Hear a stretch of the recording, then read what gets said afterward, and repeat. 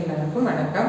நான் உங்கள் சாவித்ரி கோவிந்தராஜன். நம்ம என்ன ரெசிபி பண்ண போகிறோம்னு பார்த்தீங்கன்னா, ராகி சேவை தான் செய்ய போகிறோம். அது வந்து 2 டைப்பாக செய்வோம். ஒன்று இனிப்பு, ஒன்று காரம். வாங்க அதை எப்படி செய்யலான்னு பார்க்கலாம். இந்த சேவை செய்கிறதுக்கு ராகி சேமியா எடுத்துருக்குறேன். இந்த சேமியா வந்து 2-3 வாட்டி நல்லா கழுகி எடுத்துக்கலாம். 3 தடவை நல்லா கழுகி தண்ணி வடித்து எடுத்துகிட்டு வந்திருக்கிறேன். இப்போ தண்ணி தெளித்து நம்ம 10 நிமிஷம் ஊற வச்சிடலாம். பாருங்கள், நிறைய ஊற்றிடக்கூடாது.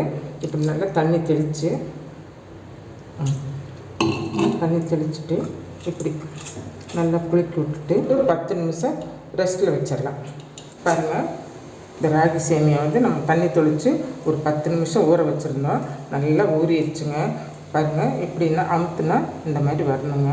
அப்போ தான் வந்து நமக்கு இது இட்லி பாத்திரத்தில் வச்சு வேக வைக்கும்போது சீக்கிரமாக வேகும். இப்போ இது வந்து நம்ம இட்லி பாத்திரத்தில் வேக வைக்கலாம். இதுக்கு உள்ளே வச்சுட்டு கலக்கலந்தான் போடணுங்க. ரொம்ப ஒரே இடத்துல போட வேண்டாங்க. நல்லா அப்படி உதிரியாக போடுங்க, சீக்கிரமாக வெந்துடும். போட்டு ஒரு 10 நிமிஷம் வேகட்டும். ராகி சேவை வெந்துச்சா வேகலையா அப்படிங்கிற ஒரு டவுட் இருக்கும். 10 நிமிஷம் வச்சு எடுத்தாலே வெந்துடும்.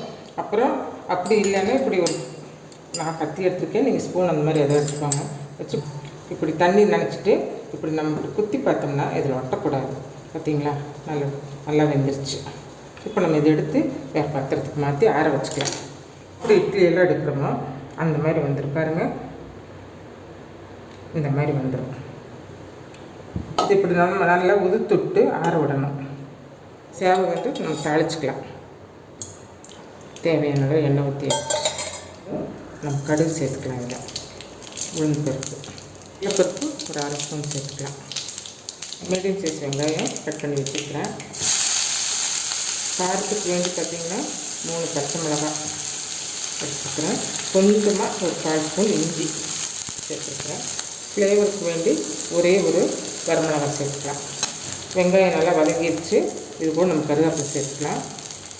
நம்ம ஆற வச்சுருக்கோம் இல்லைங்களா, இதை வந்து நாம் இது சேர்த்துக்கலாம். இனிப்புக்கு வச்சுக்கலாம். நம்ம வேக வைக்கும்போது உப்பு சேர்த்தாம தான் வேக வச்சுருக்குறோம். ஏன்னா நம்ம இனிப்புக்கு கொஞ்சம் எடுப்போம், அதனால் நம்ம உப்பு சேர்த்தலை. இப்போ இந்த காரத்துக்கு எவ்வளோ உப்பு வேணுமோ அது நம்ம சேர்த்துக்கலாம். ஒரு 1/4 ஸ்பூன் சேர்த்துருக்குறேன். நெய் வச்சு நெய் வந்து பார்த்திங்கன்னா சின்ன ஸ்பூனில் 1 ஸ்பூன் நெய் தேவைப்பட்டால் சேர்த்துக்கோங்க.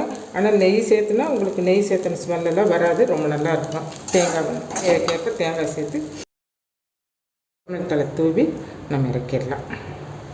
இனிப்பு சேவை எப்படி செய்யறதுன்னு பார்க்கலாம். இப்போ இதுக்கு வந்து பார்த்திங்கன்னா கொஞ்சமாக நெய் சேர்த்துக்கலாம். வந்து கொஞ்சமாக சேர்த்துக்கலாம்.